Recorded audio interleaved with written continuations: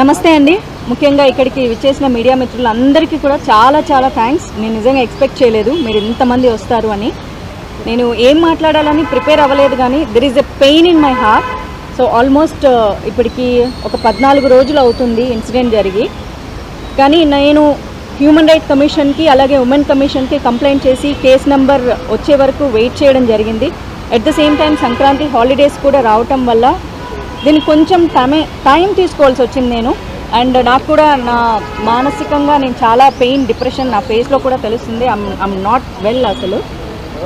ఇప్పటికీ నాకు సమయం దొరికింది. At the same time cinema వాళ్ళంటే ఒక రకంగా, అంటే నేను ఆ పదం ఇప్పుడు నేను మీ ముందు యూజ్ చేయలేను, కానీ జేసీ ప్రభాకర్ రెడ్డి ఒక సీనియర్ పాలిటీషియన్. ఆయన ప్రస్తుతం అలయన్స్ ప్రభుత్వంలో ఉన్నారు. గతంలో మాజీ ఎమ్మెల్యేగా కూడా చేశారు. ప్రస్తుతానికి వాళ్ళ కొడుకు తాడిపత్రి ఎమ్మెల్యేగా చేస్తున్నారు.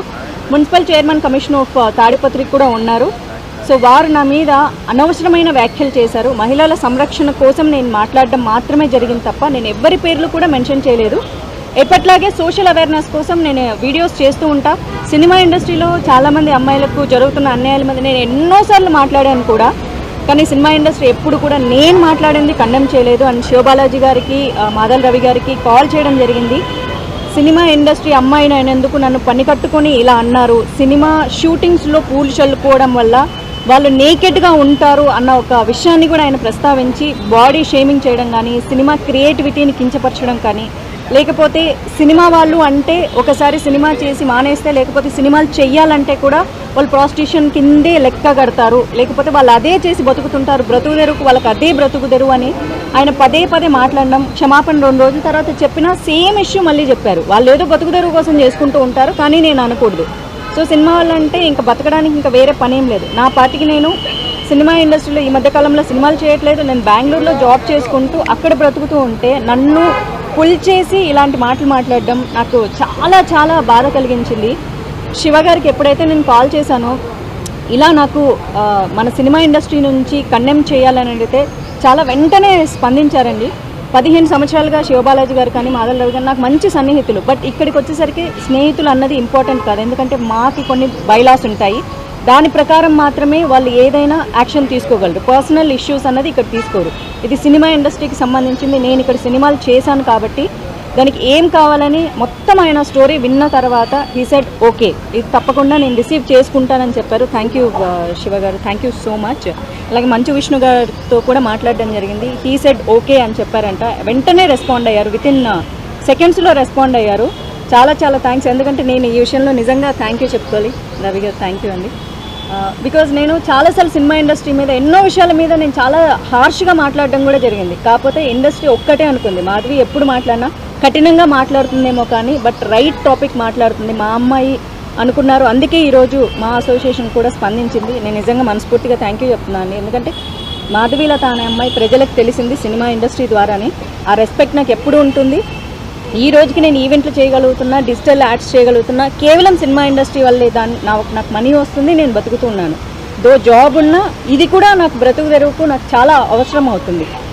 ఇలాంటి రంగంలో నేనున్నందుకు ఎప్పుడు నేను ప్రౌడ్ ఫీల్ అవుతాను. రంగులేసుకునే వాళ్ళని అవమానిస్తున్నా సరే మేము ఇంకా వేరే రంగాల్లోకి వెళ్ళి పాలిటిక్స్లోకి వెళ్ళాను. పాలిటిక్స్లోకి వెళ్ళింది సినిమా రంగం ఇచ్చిన గుర్తింపు నాకు ఇంకా ఎక్కువ గుర్తింపు తీసుకొచ్చింది. ఈరోజు ఇంతమంది మీడియా మిత్రులు వచ్చినా, లేకపోతే అలాంటి సీనియర్ పొలిటీషియన్స్ కామెంట్ చేస్తున్నారన్నా నాకంటూ ఒక గుర్తింపు ఉండడం వల్లే.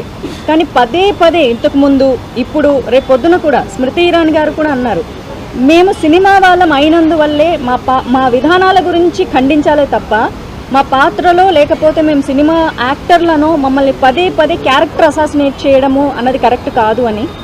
సో ఇంతకంటే నేను ఏం మాట్లాడలేకపోతున్నాను. Because still there is a pain. నేను ఎమోషన్ అవుతూనే ఉన్నాను.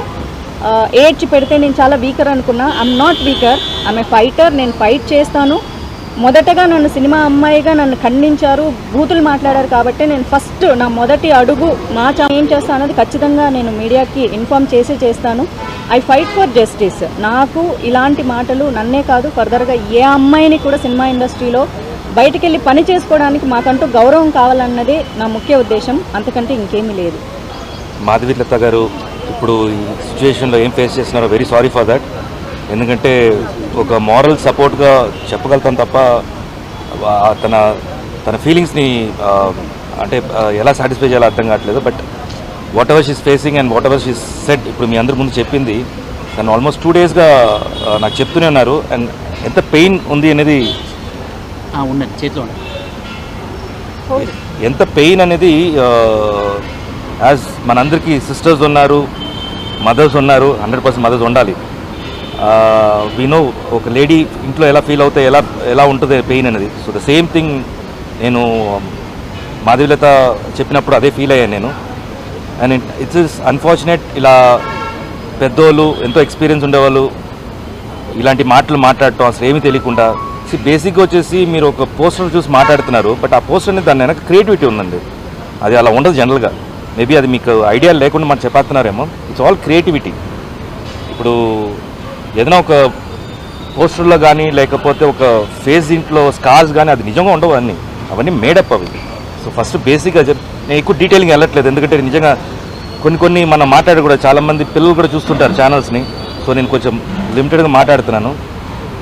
అండ్ నాకు ఎప్పుడు అనిపిస్తుంది ప్రతి ఒక్కసారి పొలిటీషియన్స్ డిఫరెంట్ పార్టీస్ ఉన్నాయి, మీరు ఒకరు వచ్చేసి అట్ లాస్ట్ మీరు జనాల కోసమే మాట్లాడతారు అంటారు, కానీ ఎక్కువగా వెళ్ళిపోయి పర్సనల్ లైఫ్కి వచ్చేస్తున్నారు. అదేంటో తెలియట్లేదు. అది ఒక నాకు తెలిసి 12 yearsగా స్టార్ట్ అయింది. అది ఎక్కువ పర్సనల్ అటాక్స్కి వెళ్ళిపోతున్నారు అండ్ సినిమా ఇండస్ట్రీకి మీదకి వచ్చేస్తున్నారు.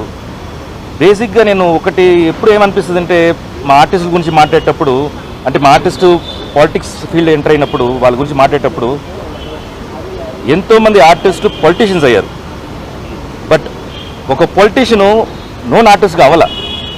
సో మా ఇండస్ట్రీ ఇంకా టఫ్ మీ పాలిటీషియన్స్కి ఎందుకంటే ఒకరొకరు తిట్టేస్తే పాలిటిక్స్ అయిపోతుంది. అది దట్స్ పాలిటిక్స్ ఈ రోజుల్లో.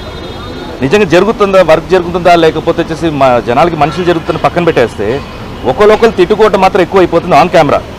సో బేసిక్గా మాకు కెమెరా ముందు నటించడం వచ్చు, బట్ జనరల్గా వచ్చేసి బయటగా నటించడం అనేది మీ దగ్గర నుంచి నేర్చుకోవాలి మేము. సో ప్లీజ్ మా జోలికి రావద్దు, మిమ్మల్ని రిక్వెస్ట్ చేసుకున్నాను అంతే. మీకు పార్టీ రకంగా లేకపోతే పాలిటిక్స్ రకంగా మీరు ఏమైనా మాట్లాడుకోండి, కానీ ఇండస్ట్రీని లాగొద్దు. ఇంట్లో ఇండస్ట్రీ అమ్మాయిల్ని ప్లీజ్ లాగొద్దు. బికాస్ బతుకుతారం ఏమో అన్నారు, కానీ వాళ్ళు నిజంగా వచ్చేసి ఎంతో పెయిన్ఫుల్గా ఇండస్ట్రీలో లోపల వచ్చి ఆ తెర మీద వాళ్ళ ఫేస్ రావాలంటే దాని మీద ఎంతో కష్టం ఉంటుంది, డెడికేషన్ ఉంటుంది. అంత ఈజీ కాదు. సేమ్ మొగాలు కూడా అంతే.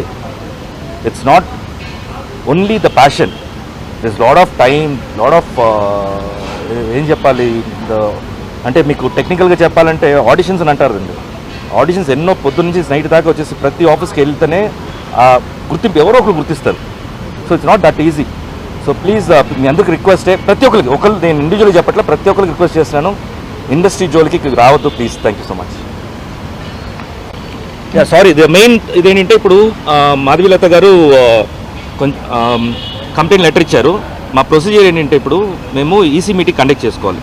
సో ఈసీ మీటింగ్ ఇది ఎమర్జెన్సీ కాబట్టి మేము ఒక ఈసీ మీటింగ్ కండక్ట్ చేసుకొని విష్ణు గారు మేము కమిటీ మెంబర్స్ అందరూ కూర్చొని మాట్లాడుకొని దీన్ని మాకు ఈవెన్ ఈ కమిటీ ఉంది, మాకు వచ్చేసి డిసిప్లినరీ కమిటీ ఉంది. డిసిప్లినరీ కమిటీ వాళ్ళ ఒపీనియన్ కూడా తీసుకొని మేము ముందుకు వస్తాం. Thank you. అందరికీ నమస్కారం.